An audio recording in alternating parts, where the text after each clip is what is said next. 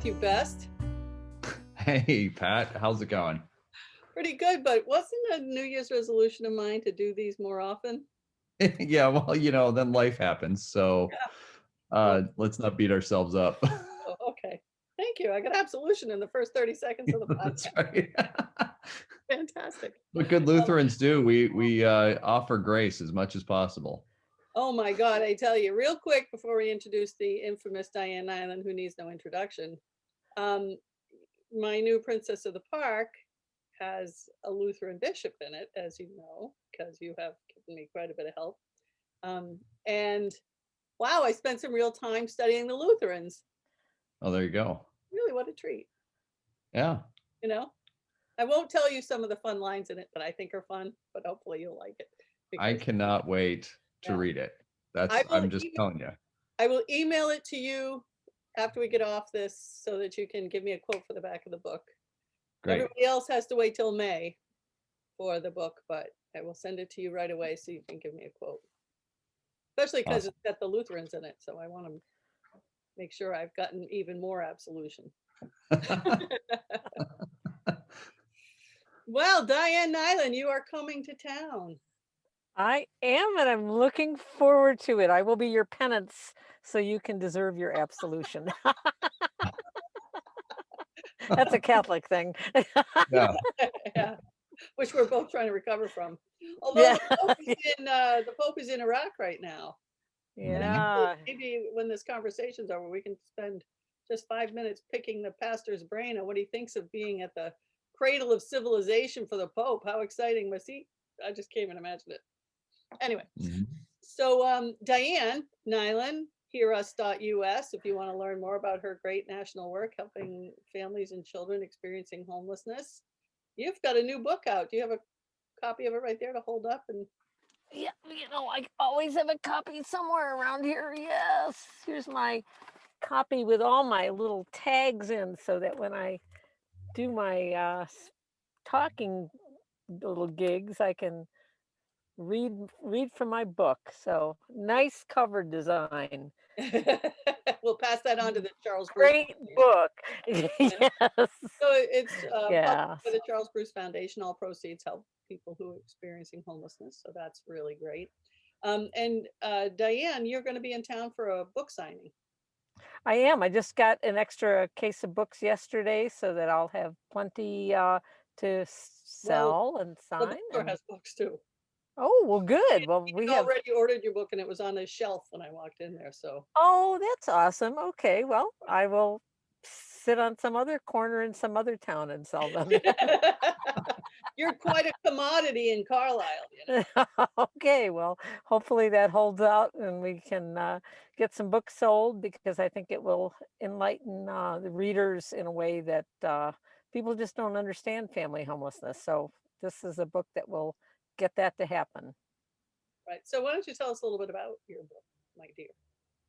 Not that I need you to tell me because I've read it 5 times, but everybody else who hasn't read it yet. Well, everybody was bugging me about writing a book, and I'm like, okay, yeah, I've done that before, and that's a lot of work. And what am I going to write about? But last year, a little bit before the shutdown from the coronavirus, I was like, wait a minute, why don't I write a book that's part memoir about my 15 years of traveling in a van around the country, getting stories of homeless kids and families, and make it a memoir because I've had some pretty cool adventures, but also give it a little bit of a social narrative where I can let families, let them be heard in my book. And I've always promised them when I did interviews for my videos, I always said, I'm going to make you heard far and wide in every way possible. So in my book, I was able to include the stories of some of the families that I've met and let their words speak for themselves. And the other bonus about my book is I also have several of those interviews posted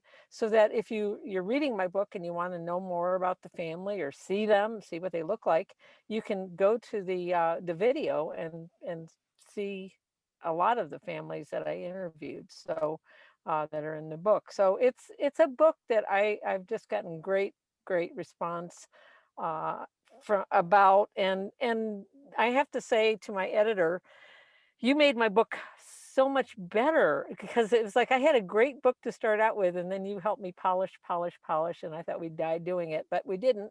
And so now we have a now we have a great book, and I'm excited to share it with the people of Carlisle and beyond.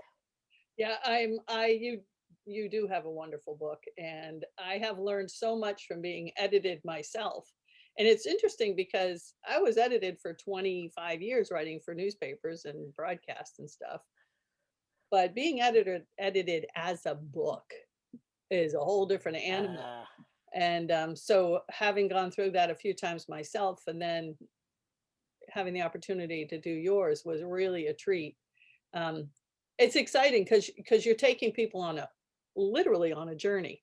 And by the way, if folks want to see those videos, it's hearus.us.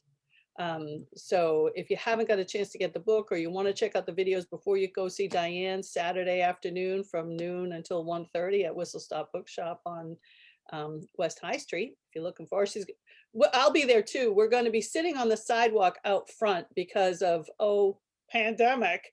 Um, oh, and by the way, homeless people a lot of them live outside. So it's kind of ridiculous to insist on a cushy inside seat when what you're writing about is some real adversity in the community. So we'll be sitting outside. You don't have to stay outside unless you want to talk to us. what? But you go inside and buy the book, and Diane, you'll be there to sign them. Sign them. Yes, I will. Yeah. And we have a special gift from the Charles Bruce Foundation. Watch the We Facebook do. page and other things. We have a special gift for anyone who buys both of our books.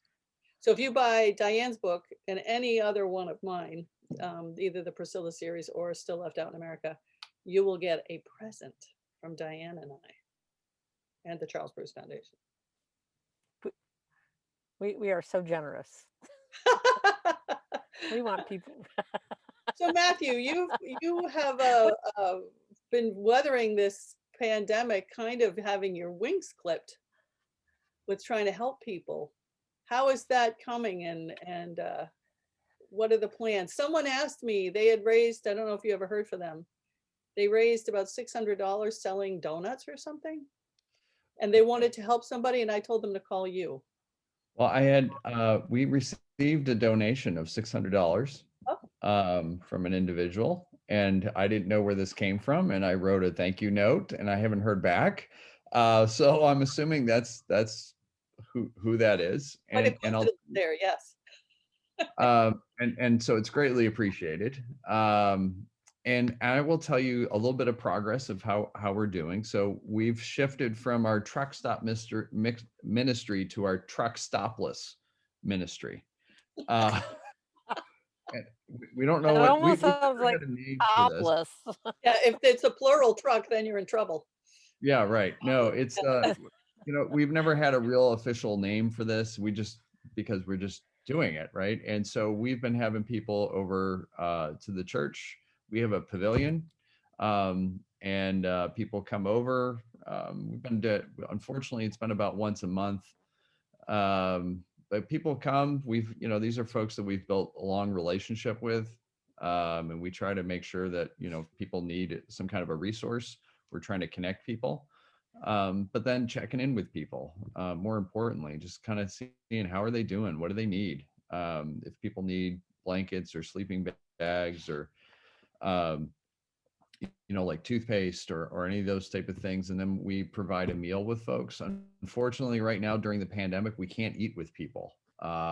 It's just not safe to do that, and that really kills us, because that was one of our favorite things to do, is to eat together. Eating together it levels the playing field of everybody, because it doesn't matter what your economic level is. You have to, everybody eats the same way. You put food in your mouth, you chew, you swallow. And generally most people are sitting down when they're eating in a group. And that there's an amazing sense of community that happens. And eating is actually this very vulnerable act that happens with people. And so we've missed that aspect, but we're still be able to provide food for folks. And this past time it was frigid outside, which of course makes me think like, man, how are these folks doing this? I know they're used to it, and at the same time, that doesn't make it any better. So we had people stay in their cars, and we were going around window to window safely, masks, all that kind of great stuff. And we did a little bit of drive-through communion as well. So, to try and deal with people's spiritual needs as well. And so it's not just feeding people's stomachs, but it's feeding their sense of humanity, of them being a person who has value, of their spiritual needs, of their physical needs, of just social needs, those type of things. So what we've been doing. That's going to continue to happen. The next one will be the third Thursday in April. The first Thursday in April is Maundy Thursday. So I am not available on it's Holy Week that week. Yeah. That's right. So The second or it's yeah. the Super Bowl of the church year. So I, like there is no extra time in my life during that time. But I love it. It's my favorite week of the entire year. And just to give you another update on the, we're launching a nonprofit to create a village of tiny homes. Right. And it's called Emmaus Village, and people can find it at emmausvillage.org. And we're just waiting on our 501c3 approval for that. We've got a board. We just lost Diane. Just lost Diane. Let's see if she can plug back in. Keep going. Keep telling us, and hopefully she'll join us. So we have this we're waiting on the nonprofit status. We've got some money. We're trying to find, our biggest challenge is finding appropriate land in the fastest growing county in Pennsylvania, which is a good challenge to have. But we, the right time, the right person, the right place will become available. But we're working with a group that's coming up with some plans for us, as far as to give people a bit of a more tangible sense of what will these look like, what will the village look like, some drawings, some three-dimensional type of digital type of things, which I think will be a great asset for us to be able to help move things along.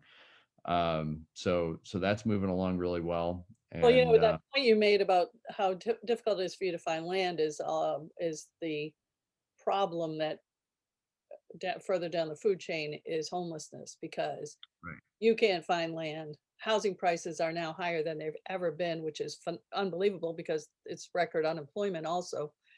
Right. So, and when you can't afford a house, you move into the rental market, which means the rental prices go up, which means people who need a place to live can't afford a place to live unless, and of course, minimum wage is $7.25.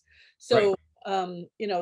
But that fact that you folks can't find land is the problem. Now, you mentioned a couple of things I want to just clear up. First of all, if people want to come on that, is it the third Thursday of April? They don't have to participate in the religious part of the right. Yeah, and they don't have to be Lutheran. Right, and and this is not like a high liturgy type of thing. This is, we gather together, we do some prayer, we do a little bit of confession and forgiveness.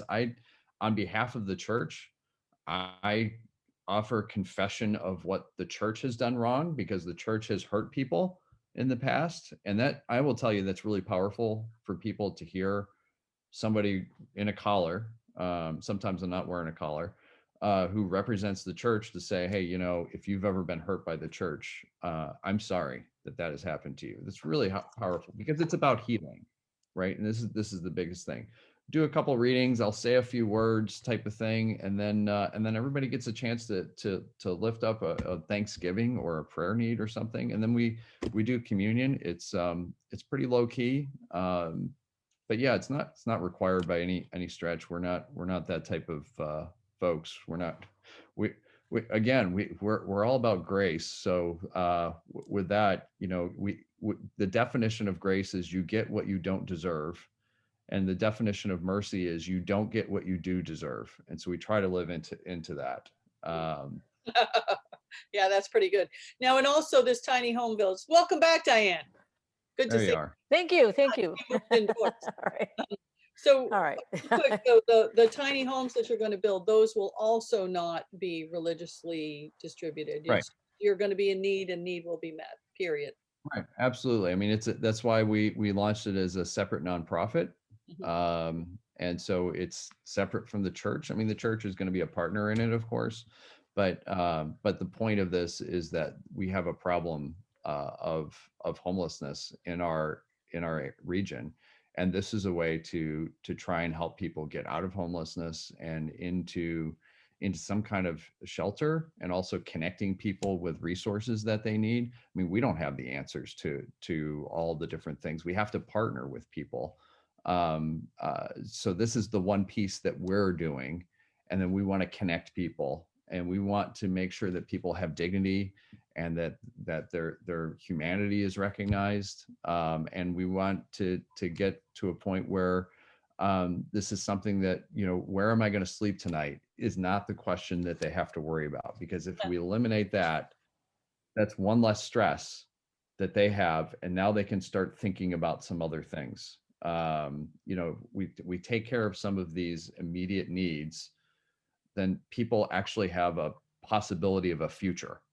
Because if, as you know, if people are, where am I going to sleep, what am I going to eat, then the only time that exists is right now. There is no future, because I might not survive until tomorrow. And so if we can do something to essentially give people an opportunity for a future, that's a huge that's a huge gift. Right. And we want to walk alongside people and see people's lives transformed. That's really what it's about. Diane's film that's my favorite, and she's produced a lot of competition for it since she made this one, but it still squeaks by as my favorite, is My Own Four Walls, which you can see on her website, her hearus.us website. Um, but it has a kid who's about 16 maybe, saying, I had to worry about things you're not supposed to worry about till you're 35. Like, oh God, where am I going to sleep tonight? Which, by the way, you're not supposed to worry about at 35, right? Right. But that kid saying that, Diane, when he says that, oh God, where am I going to sleep tonight? Can you imagine children waking up thinking I mean, and that's a normal thought for kids, millions of kids. And that's, I still can't get over how we've ignored this whole issue of family homelessness and youth homelessness. Because, I'll bet my lunch money that a lot of the folks that are homeless on the streets as adults, they've experienced homelessness and as kids. And, it just makes all kinds of sense if we can end up getting getting people out of homelessness when they're young and when they're families, and then it'll be better, and there'll be fewer people for the tiny homes.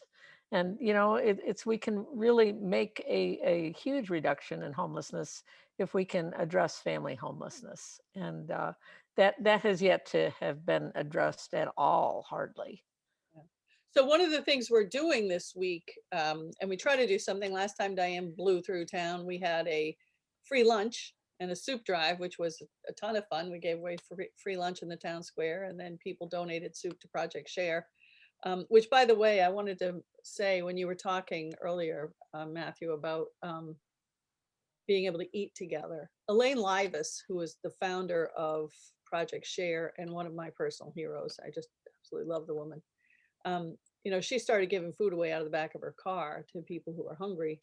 But one of the things she said, that I was in a big audience where she was speaking, and she said, the thing that you don't understand when you sit down to someone at a soup kitchen is that what they're there for, the hunger they're there for, is often loneliness more than hunger. And so when you feed someone else, but you sit with them to eat, you have actually fed more than just their little bellies. But this weekend, instead of the soup drive, we're doing a diaper drive on Sunday from noon until 2, just to get all of our bookkeeping out of the way. You can bring diapers, you can bring pull-ups, you can bring underwear. I wrote a column one time, see that homeless guy, he's going commando. Because homeless people really have a hard time with underwear and getting underwear and keeping underwear. And if, just to be frank, there was also a wonderful New York Times article this week the United States is a terrible place for people who have to pee because we have no public restroom. It's something I've been pushing for in Carlisle to no avail for a while. And so, you know, a lot of times when you only have one pair of underpants, they can get soiled and then you have no underwear, right? So, so you can bring underwear. Also, I think we should do a drive maybe the next time you drive through, Diane, for sanitary items. We will accept them this time on Sunday. Some people asked if they could bring them, of course. It's really a diaper drive and an underwear drive. It's named after Robin Scare, who is the former director of the YWCA, who we've all met a lot of people who work in this biz. I can't think of another human being I've met that worked with people who were on the margins the way she did, who was so consistently kind and sweet. Like, like, where's your raw nerve and why isn't somebody on it? Right? She just was never like that. She just was consistently open-minded and sweet. And she passed in February. It's a great loss to our community. And, you know, my dream is doing this, make your plans, Diane, you're gonna come through every year at this time. I wanna do this every year. I wanna have stroller parades. You know, I want to do all kinds of stuff when this pandemic's over and remember Robin every year. But so that's Sunday, the Robin Scare diaper drive at the town square. We'll be there, hopefully with a mountain of diapers. Matthew, can you use diapers for some of the people who come to see you? Currently, right now, we're all right. We don't have a whole lot of young families, but I will tell you from our experience, we have worked with families before who have, you know, lived in the truck stop parking lot or been traveling through or whatever, they live in their vehicles, and I can't emphasize enough how important this drive is for people. You know, oftentimes when people think about homelessness, you know, they're really good about food or a sleeping bag or something of that nature.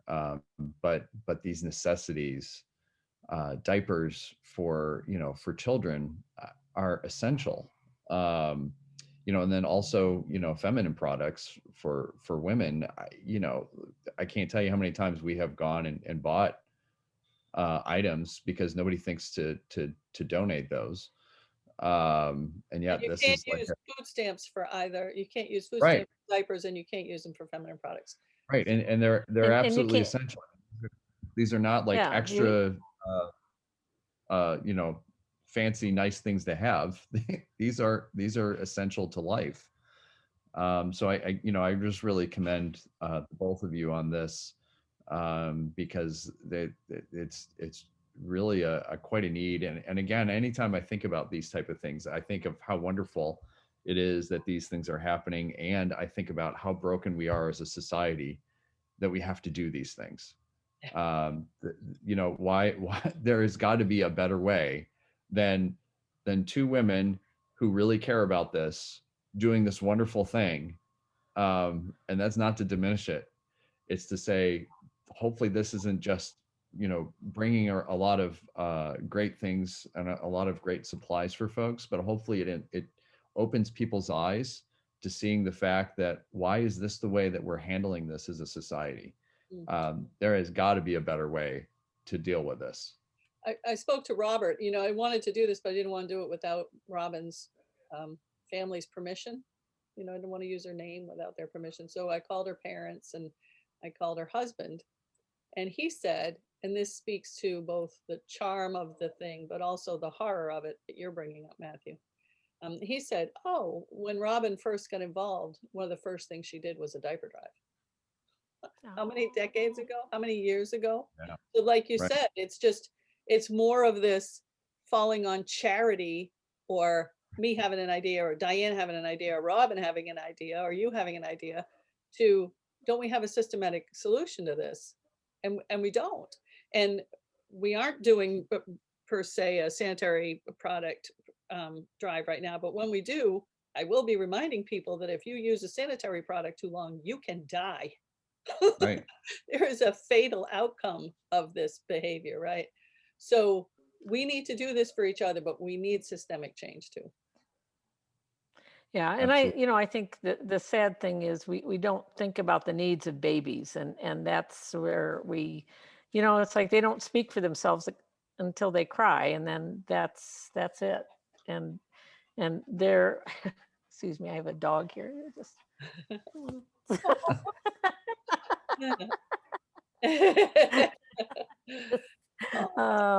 it's, and I don't know. I always cynically think that if men needed sanitary products, they'd be on the every street corner and bathroom shelf, and they'd be available. So let's get the stuff out there that we need, and let's also get some systemic change.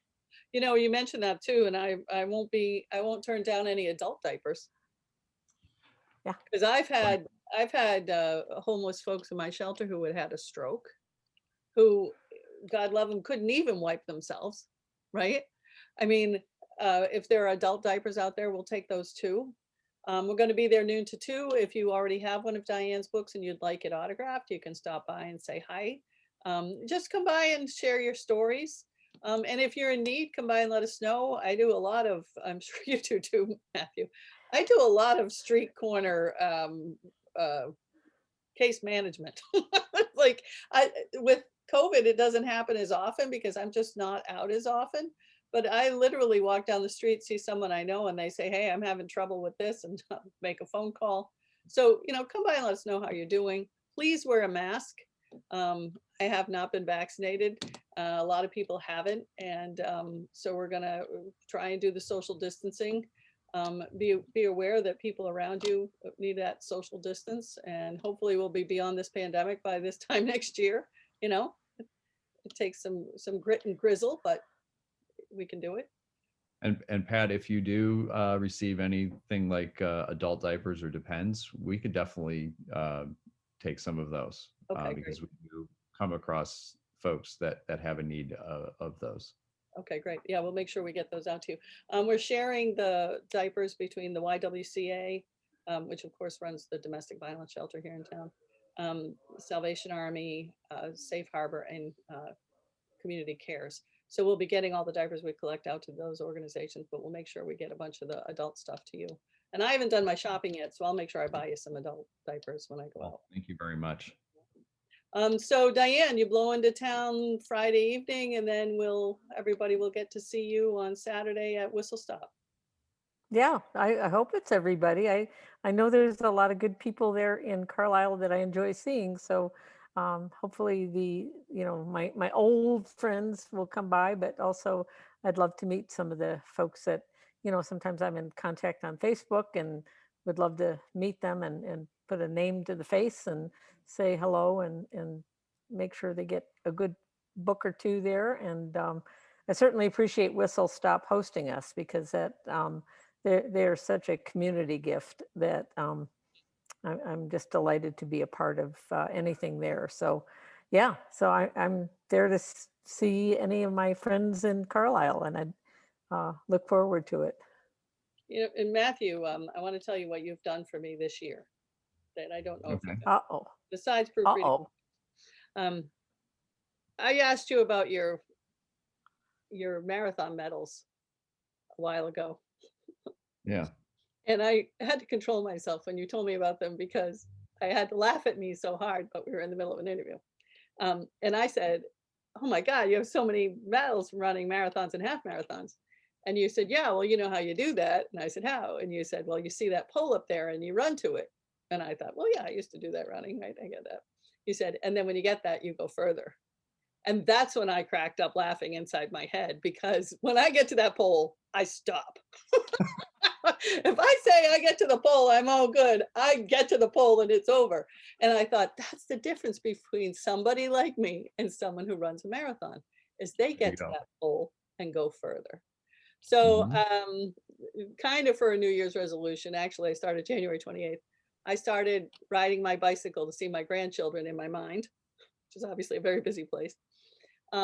And I set a goal for myself every day on my exercise bike to get closer to the kids. Now I've gotten to the kids. I'm on my way to Indianapolis to see my daughter in my mind. But every time I set my goal, I go further. Nice. The way you do. And I'm just so impressed at how much more success I've had. Yeah.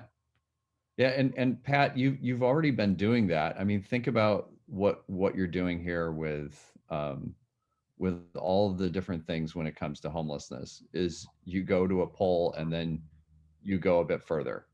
And that's why there's an impact. That's why these things happen. This, it's not a surprise to me that you're a part of this diaper drive or that you've done some of these other things, because every time there's a poll, you go a little bit further. And so you've been living this out, Pat. Yeah, your entire life. And you're just realizing it now, like, oh, it's not just running, it's other things in your life too. I mean, this is how stuff happens, is people have see something, they go, and then they do something that the average person would stop at, and they go on because it's not done. You're not at the finish line.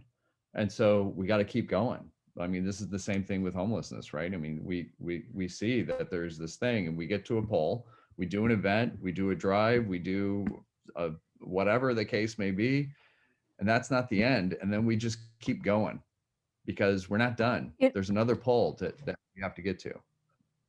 and it's bigger than each of us individually, and that's why doing things together, Matthew and Pat, we've done some fun things together that have helped people, and and then the community is, the community just ripples around in support, and it just all, it's humanity at its best. At least we have some bright shining moments, and we can make people's lives better, but it makes us all better. So I think, joining together in these events is, that's what we need to do. Yeah. Yeah. Well, I'm pretty excited and I'm grateful. Matthew, good to see you. Let's try and get another one Yep. of these out in the next couple of weeks. I do want to talk to you. Maybe we can, maybe next week we can set up a chat about the Pope in the Middle East. And Okay, that sounds fun. also him meeting with the Grand Imam. I Oh mean, yeah, that's really big big. stuff is possible for peace, and that makes me real. That peace would go a long way to ending homelessness, because we spend way too much money on war. That's for sure. I think people don't realize the significance of the event of the Pope meeting with a leader in the Islamic faith in the Middle East, especially when you consider the historical context. And I don't want to go deep into this, but this is where the Crusades took place, Right. in that Right. region, right? And so the church has a history. Yeah. It's huge. That church especially. Yeah. So we'll do Yeah. that. Let's set up a time next week. And Diane, I'll see you. We'll see you in a couple of days. Yeah, that sounds good. Sounds exciting, and I'm really looking forward to it. So, yeah. So let's do it. All right, and Pat, one last time, where can people drop the diapers and the underwear off? Good idea. Please Clean do not diapers. bring them. Please do not bring them to the book signing. Please, people have asked if they could bring the diapers. Please don't do that, because I just have to lug them all and find a place to store them overnight. Hang on to them till Sunday. If there's no other choice, talk to me about it. But we will be in the town square in Carlisle, right at the square of High and Hanover Streets, from noon to 2 on Sunday. Just bring your stuff there. You can throw it out the window and we'll catch it. It's diapers, so it won't hurt you. Right, right. Just slow down a little. Just, get a red light. Clean Right. diapers. Clean diapers. Don't put her. That's Yeah. good point, Clean Diane. new, clean new, unused, New. Yeah. wrapped up. This Yeah. is not her first rodeo. Okay, so yeah, this fair in Carlisle. It'd be wonderful. We'd love to see you. Great.